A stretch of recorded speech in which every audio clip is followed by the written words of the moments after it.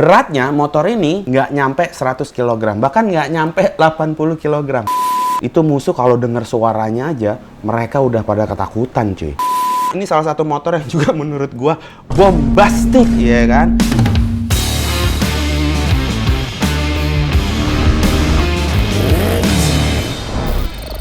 Balik lagi channel Tank Katros ya, yoi. Seperti yang kita tahu ya, saat ini kondisi dunia lagi nggak baik-baik aja. Dan yang terbaru ini udah saling menembakkan rudal satu sama lainnya.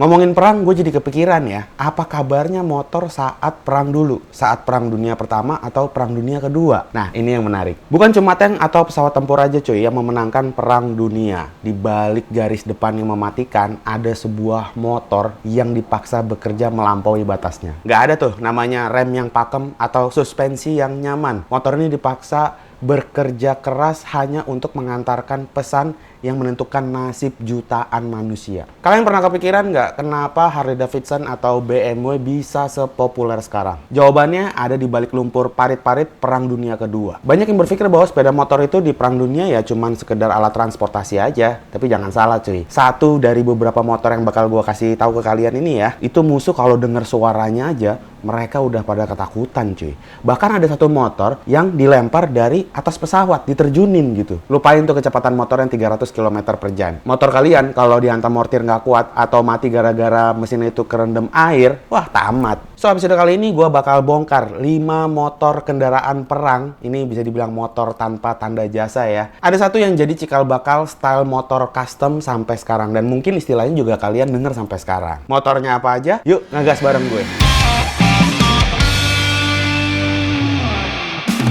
Kita masuk yang pertama. Di posisi pertama ini ada motor yang mungkin kalian kalau ngomongin perang dunia tuh sering banget motor ini muncul ya, yaitu Harley Davidson WLA. Motor ini adalah motor legendaris dari Amerika Serikat yang diproduksi khusus untuk kebutuhan tentara pada masa Perang Dunia Kedua cuy. Sejarah singkatnya, motor ini mulai diproduksi tahun 1940 oleh Harley Davidson. Dirancang mengikuti spesifikasi atau kemauan dari US Army untuk kendaraan militer Perang Dunia. Lebih dari 90.000 unit diproduksi selama masa perang. Dan kalau misal kita ngomongin masa perang, 90.000 unit itu termasuk banyak banget cuy. Motor ini sering dijuluki Liberator karena sering terlihat saat pasukan sekutu membebaskan wilayah Eropa dari pendudukan Jerman. Nah kalau kita ngomongin Jerman, otomatis ini Perang Dunia Kedua ya. Jadi motor ini tuh sering banget dipakai ketika pasukan sekutu melawan tentara Nazi. Beberapa ciri khas yang membedakan WLA dari motor Harley biasa adalah pertama, warnanya yang olive drab atau hijau militer. Yang kedua, black out light, alias lampunya itu dibikin redup-redup cuy. Jadi emang sengaja dibikin nggak terang. Tujuannya biar apa? Biar kalau motor ini dipakai untuk memata-mata atau mengintai, motornya itu nggak kelihatan. Nggak ada cahaya yang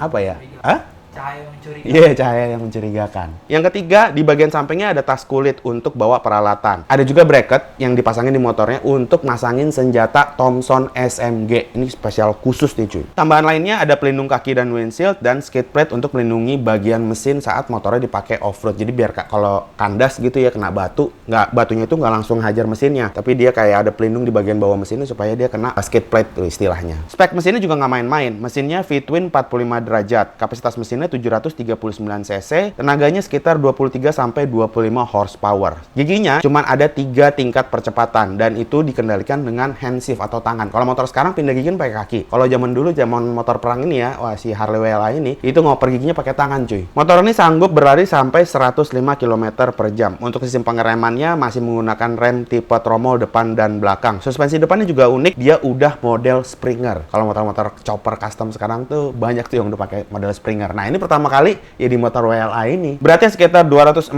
kg dan kapasitas tangkinya cukup besar ya. Motor ini bisa menampung bahan bakar sebanyak 12,8 liter. Mungkin ini salah satu motor Perang Dunia Kedua yang kapasitas mesinnya cukup besar. Ya kan? Karena sebenarnya kalau motor perang itu, ngelihat dari sejarahnya yang Perang Dunia 1 atau Perang Dunia 2, motor itu cc-nya nggak harus besar-besar. Yang penting mobilitasnya bisa tinggi gitu cuy. Lantas di sini muncul pertanyaan, Bang, itu motornya emang beneran dipakai perang? Atau sebenarnya di medan perang itu motornya fungsinya buat apa sih? Nah, ini dia jawabannya. Pertama, motor ini dipakai sebagai kurir atau pengantar pesan militer. Yang kedua, pengawalan konvoi. Yang ketiga adalah pengintaian. Jadi kalau misalnya dia pengen menyerang suatu tempat, motor ini dipakai untuk ngintai dulu. Karena kalau misalnya pakai mobil kan, mobil mungkin atau tank itu kan gede ya. Jadi pakai motor biar bisa nyelip-nyelip gitu cuy, nggak kelihatan. Dan yang terakhir adalah kendaraan komunikasi radio. Jadi buat komunikasi antara satu base dengan base yang lainnya, radionya mungkin perangkat radionya gede ya, ditaruh di motor gitu cuy. Pasca perang, motor ini banyak banget yang nggak kepake, akhirnya dijual-jualin cuy. Dan banyak juga yang beli. Nah, karena bentuknya itu aneh kayak motor tentara gitu kan ya, akhirnya banyak pemilik motor WLA ini yang bekas perang ya, itu nyopotin bagian spakbor belakang, tangkinya dibikin kecil. Dan dari situlah muncul istilah bobber. Nggak cukup sampai di situ aja, bahkan sampai ada yang sasisnya dipotong-potong atau forknya diganti dan segala macam. Muncul lagi istilah yang sampai sekarang kalian denger ya, yaitu chopper. Jadi chop itu asal katanya dari chop, dari potong. Ya kalau istilah harfiahnya ya si pemotong berarti kan kalau chopper. Tapi istilah itu dipakai untuk sebuah motor yang udah nggak standar lagi. Khususnya motor bekas perang dunia itu ya, WLA itu. Dan ke bawah sampai sekarang. Karena emang base-nya, kalau kalian tahu motor-motor chopper ya, itu kan kebanyakan base-nya dari motor Harley Davidson kan. Kenapa Harley Davidson? Ya itu, karena memang awalnya motor perangnya pakai Harley, dan motor perang itu ketika udah nggak dipakai perang, dijadiin bobber atau chopper. Kita masuk yang kedua, ini juga motor lumayan unik nih, yaitu BMW R75. BMW R75 ini sering dipakai saat Perang Dunia Kedua. Yang unik, motor ini punya sespannya cuy. BMW R75 diproduksi sekitar tahun 1941 sampai 1944 di Jerman. Dibuat khusus untuk kebutuhan militer, misalnya kayak patroli, pengangkutan logistik, dan kendaraan tempur ringan. Motor ini diproduksi sekitar 16.000 unit selama perang. Desainnya dibuat untuk menghadapi kondisi ekstrim di front timur atau di bagian Rusia yang memiliki medan berat. Ya walaupun pada akhirnya Jerman kalah juga sih ya lawan Rusia, tapi seenggaknya motor ini memang dibikin Jerman untuk bisa masuk ke medan berat. Jadi kalau gua nggak salah ya, saat perang antara Jerman dan Rusia, kalau nggak salah tuh Jerman lawan Rusia itu pas sudah terakhir ya, itu adalah medan yang paling berat yang dihadapi oleh tentara Jerman pada saat itu, karena suhunya dingin, salju, terus pasukan mereka juga logistiknya berkurang, banyak yang kelaparan, banyak yang kayak gitu-gitulah. Sampai akhirnya nggak lama Jerman kalah kan, atau Jerman menyerah. Nah, awal mulanya dari Rusia itu. Karena tahu itu medannya berat, mereka ciptainlah motor R75 ini buat ngelawan Rusia di Rusia. Spek mesinnya adalah 745 cc, 2 silinder, ciri khasnya BMW banget, dia mesinnya itu boxer ya. Tenaganya sekitar 26 HP, transmisinya 4 percepatan, dan motor ini punya 1 gigi mundur. Jadi karena sespan ribet kalau dorong-dorong, jadi diciptain lah ada gigi mundurnya. Top speednya bisa mencapai 90 km per jam, dan berat motor ini mencapai 420 kg. Lumayan berat, iya. Kenapa? Karena ada sidecar tadi, ada sespannya. Kalau nggak dihitung sama sespannya mungkin jauh lebih ringan ya. Di medan perang, BMW R75 ini sering dipakai buat patroli militer. Terus motor ini juga sering dipakai untuk ngangkut senjata, karena di bagian samping itu kan ada sespannya. Jadi bisa buat banyak senjata tuh di bagian sespannya. Selain itu juga bawa alat komunikasi antar pasukan dan pengintaian di medan perang. Fakta menariknya, BMW R75 ini sering dianggap salah satu motor militer terbaik sepanjang sejarah. Kenapa ya? Gue sih nggak setuju sih. Kalau gue, motor militer terbaik sepanjang sejarah mungkin salah satunya WLA. Atau nanti ada nih di poin berikutnya mau gue sampaikan ke kalian. Tapi kalau kayak ini kayaknya enggak deh. Karena Jerman nggak menang-menang amat juga kan lawan Rusia pada akhirnya. Kita masuk ke motor yang ketiga. Ini dari Royal Enfield. Tapi nggak tahu ya Royal Enfield yang masih dibikin di India atau udah masih di Inggris nih. Ini jadi salah satu motor favorit gue. Nama lengkapnya adalah Royal Enfield Flying Flea. Motor ini adalah motor militer ringan yang dipakai oleh tentara Inggris pada masa Perang Dunia Kedua. Motor ini tuh terkenal karena ukurannya yang kecil, ringan, dan bisa dijatuhin dari pesawat menggunakan parasut untuk ngebantuin pasukan di medan perang. Jadi motor ini emang sengaja banget dibikin ringan, dibikin ringkes. Supaya apa? Ketika diterbangin, cat gitu kan, dari pabriknya, mau dipakai tempur di titik mana, udah tinggal dilempar aja dari pesawat, ada parasutnya. Kayak gini nih. Nah, kalau kalian lihat, ini bentuk motornya, terus ada kerangkanya juga di bagian luarnya, terus di bagian atas belakangnya itu kalau kalian lihat, nah itu ada parasutnya. Jadi ketika dia mendarat di bawah, nggak ancur-ancur amat juga karena ada kerangkanya, dan motornya juga terbilang ringan ya. Pada awal 1940-an, militer Inggris membutuhkan kendaraan yang ringan, praktis, dan mudah. Akhirnya, pabrikan motor Inggris Royal Enfield mengembangkan motor khusus ini untuk kebutuhan tersebut. Motor ini mulai diproduksi pada tahun 1941 dengan kode WDRE. Ini keren nih cuy kodenya ya, WDRE. WD itu adalah War Department, RE itu Royal Enfield. Battlefield. Jadi mereka sampai bikin divisi khusus untuk ngurusin motor ini cuy. Karena bentuknya kecil dan lincah, para tentara menjulukinya Flying Vea. Atau kalau dalam bahasa Indonesianya, Flying Vea itu adalah kutu terbang. Beberapa hal yang membuat Flying Vea ini unik ya, adalah memiliki rangka yang dirancang khusus dan kuat untuk benturan saat pendaratan. Jadi udah dipastikan motor ini badak banget cuy rangkanya. Spesifikasi mesinnya adalah 125 cc 2 tak, tenaganya sekitar 4-5 HP. Kecepatan maksimumnya mencapai 65 km per jam. Motor ini punya transmisi 3 percepatan. Beratnya motor ini nggak nyampe 100 kg, bahkan nggak nyampe 80 kg. Beratnya itu cuma 60 kg. Berat tuh berapa? Berat gue 65, lebih berat gue. Lebih berat lu berarti daripada motor ini. Motornya ya walaupun motor ini 60 sampai rata-rata 65 kg ya. Jadi motor ini bikin ringkes, kecil dan enteng gitu buat bule-bule dulu, zaman dulu ya, tentara Inggris gitu ya. Mungkin bikin motor ini kan ya orang-orang Eropa kan badannya lebih gede-gede daripada orang Asia ya. Mungkin enteng bawa 60 kg motor kecil kayak gini kan. Tapi ya namanya juga motor perang, pasti mencapai akhir produksi. Ketika perangnya udah selesai, motor ini udah nggak diproduksi lagi. Produksi Flying Flea berakhir di tahun 1945 setelah Perang Dunia Kedua selesai. Setelah perang itu banyak banget unit yang dijual-jualin ke masyarakat umum ya. Dan banyak juga yang beli dijadiin koleksi. Makanya salah satu motor yang cukup rare, cukup langka, yang harganya cukup mahal, kalau kita ngomongin Perang Dunia Kedua ya si Flying V ini. Kalau ada kayaknya harganya bisa triliunan sih, apalagi kalau di ori gitu ya. Sebelum ada BMW R75, sebelum ada Flying V, ada motor yang lebih tua lagi cuy, motor perang yang lebih tua di Perang Dunia Pertama, yaitu BSA. BSA Round Tank 1925 adalah salah satu motor klasik dari Inggris yang sangat terkenal pada era 1920-an. Motor ini diproduksi oleh perusahaan Birmingham Small Arms Company atau BSA dan sering disebut Round Tank karena bentuk tangkinya itu yang bulat atau silinder di bagian atas rangkanya. Jadi kalau kalian lihat, nah tuh, gara-gara tangkinya itu jadi motor ini dijulukin Round Tank. Pada awal tahun 1920-an BSA ini pengen ngebuat motor yang murah, simple, dan mudah dipakai untuk masyarakat umum. Tapi disitulah lahir BSA model B Round Tank yang mulai diproduksi sekitar 1924 sampai 1925. Motor ini tuh termasuk kategori entry level motorcycle sehingga banyak dipakai oleh pemula maupun pekerja untuk transportasi sehari-hari di Inggris. Nah, jadi dari motor mass production yang udah ada dan ketika mau dibikin kendaraan militer, basisnya itu diambil dari motor BSA Round Tank ini cuy. Jadi bukan spesifik khusus dibikin sebagai motor perang ya, kayak yang motor pertama, kedua, dan ketiga. Nah, motor si BSA ini sebenarnya udah ada dan diproduksi massal dulu, baru dimodifikasi untuk jadi kendaraan perang. Spesifikasinya adalah mesinnya itu 250 cc, 1 silinder, 4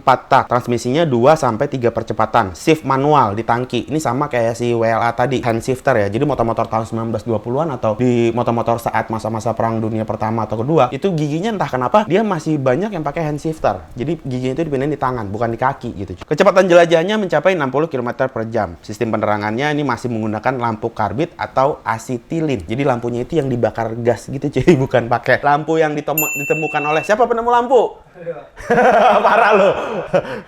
Siapa? Einstein. Salah dong. Bukan lampu yang kayak gitu, tapi lampu yang masih pakai asetilin yang dibakar dan nyalanya juga nggak terang-terang amat. Remnya hanya menggunakan rem belakang aja dan kapasitas tangkinya itu mampu menampung bensin sebanyak 5-6 liter aja. Lantas motor sebasic itu dipakai buat apaan bang saat perang? Nah, ini dia nih cuy. Motor ini dipakai sebagai kendaraan transportasi harian masyarakat. Yang kedua, pengiriman telegram oleh kantor pos di Inggris. Yang ketiga, motor patroli dan logistik di beberapa wilayah militer pada masa awal abad ke-20. Jadi ini motor sebenarnya motor yang paling kalem kali ya, yang kalau bisa dibilang yang paling nggak traumatis gitu. Karena dipakainya cuman kayak selevel administrasi aja sih, nggak sampai bener-beneran ikut perang dia gitu kan, sampai bertempur di garis depan gitu, enggak gitu. Kita masuk ke motor yang kelima. Ini salah satu motor yang juga menurut gua bombastik ya kan. Ini kalian nggak nyangka deh pasti. Ini basicnya dari motor Vespa, yaitu Vespa 150 TAP atau TAP. Yang bener yang mana gue nggak tahu nih. Vespa 150 TAP ini adalah salah satu Vespa paling unik dalam sejarah karena dibuat khusus untuk kebutuhan militer Prancis di tahun 1950-an. Skuter ini bahkan dijulukin Bazooka Vespa karena membawa senjata anti-tank di bagian bodinya. Tuh, kalau kalian lihat. Buset, ada bazooka-nya cuy, tembus. Jadi, pada awal tahun 1950-an, Kementerian Pertahanan Prancis itu membutuhkan kendaraan ringan yang bisa dipakai atau gampang dibawa oleh pasukan penerjun payung. Terus yang kedua, cukup kecil untuk diterjunkan dari pesawat. Dan yang ketiga, tetap mampu membawa senjata berat. Makanya di desain khusus ada bazooka-nya gitu cuy. Skuter ini diproduksi oleh perusahaan Prancis ACMA atau ACMA yang memegang lisensi Vespa dari Italia pada masa itu cuy. Kalau di Indonesia dan motor ya. Produksinya berlangsung sekitar tahun 1956 sampai 1959 dengan jumlah sekitar 600 unit saja. Sehingga sekarang menjadi Vespa yang sangat langka. Spesifikasi dari Vespa ini adalah mesinnya 1 silinder 2 tak 145 cc. Kecepatan maksimumnya sekitar 60 sampai 66 km per jam. Beratnya itu mencapai 115 kg dan motor ini punya jarak tempuh sekitar 200 km per tangkinya. Remnya sendiri masih tromol depan dan belakang dan kapasitas amunisinya, bazooka-nya itu cuy, itu bisa diisi 6 peluru. Ya karena emang cuman sanggup bawa 6 peluru doang ya. Kalau misalnya motor lebih besar mungkin bisa lebih banyak bawa peluru lagi tuh cuy. Motor ini sering digunakan dalam konflik perang Indochina dan perang Aljazair. Ya mungkin sekarang nggak terlalu populer kali ya perang-perang itu. Uniknya motor ini juga mirip dengan Flying V nih cuy. Sebab apa? Kalau saat mau dipakai ya motor ini juga diterjunin dari pesawat atau dari helikopter. Makanya yang bawa motor ini itu kebanyakan dari pasukan penerjun payung Perancis. Itu namanya Troupes Aéroportes. Aéroportis. Bahasa Perancis ya. Aéroport ya. Ya nggak tahu lah. Ya itulah pokoknya. Kendaraan favorit itu yang mana Sal? Kalau gue yang Vespa sih. Yang Vespa ya? Vespa. Ada bazooka-nya soalnya cuy, ya kan? Kalau kita ngomongin yang paling membekas itu Harley Davidson WLA, karena asal mulanya chopper bobber itu emang sejarahnya dari motor itu cuy ya. Jadi kalau ngelihat dari Wikipedia dan sejarah yang banyak diceritain, sebenarnya istilah chopper dan bobber itu sebelum Perang Dunia Kedua itu belum ada berarti. Baru ada setelah Perang Dunia Kedua, karena motornya kan dipakai buat Perang Dunia Kedua kan. Kalau yang paling bersejarah, paling ikonik motor perang yang membawa influence sampai sekarang, gue bilang WLA. Tapi yang modelnya paling unik, kalau gue sih pertama Flying V sama si Vespa ini. Tapi ngomongin motor perang nih kan sebenarnya motor perang itu kan dibikin seperti kayak bener-bener motor yang durable banget dan yang simple banget kan ya. Beda sama motor-motor sekarang yang dipakai buat jalan raya atau daily gitu. Ya, nggak tahu juga, tapi yang pasti itulah 5 motor perang yang didesain khusus untuk perang. Ada satu motor basicnya dari motor harian gitu ya, yang menurut gue paling unik. Walaupun di episode sekarang gue ngebahas tentang motor perang, mudah-mudahan di kemudian hari saat dunia saat ini tidak baik-baik saja, mudah-mudahan tidak terjadi yang namanya Perang Dunia Ketiga. Segitu aja untuk episode kali ini ngebahas motor perang, karena suasana kita lagi masih dalam perang ya belakangan ini. Semoga video kali ini bisa bermanfaat buat kalian, jadi hiburan juga. Dan seperti biasa, kalau kalian suka sama video kali ini, langsung aja subscribe supaya gue tetap semangat bikin konten soal motor dan motor custom pastinya. Video langsung gue tutup seperti biasa, gue akan cabut.